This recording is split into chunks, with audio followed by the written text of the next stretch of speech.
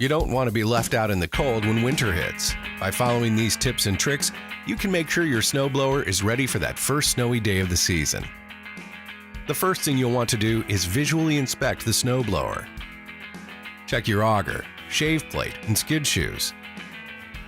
You'll also want to inspect your drive belt for potential cracks. Check that all of your shear pins are installed and fully functioning. Replace any of these components if they have excessive wear, rust, or damage. Next, make sure you keep essential parts on hand during the season, such as shear pins and an extra belt. You don't want to be left needing one if it breaks or snaps during a heavy snowfall. Finally, for best performance, be sure to always choose MTD Genuine parts. MTD Genuine parts are specifically designed and manufactured to fit your MTD-made equipment. Follow these tips, and you'll be ready to take on the winter.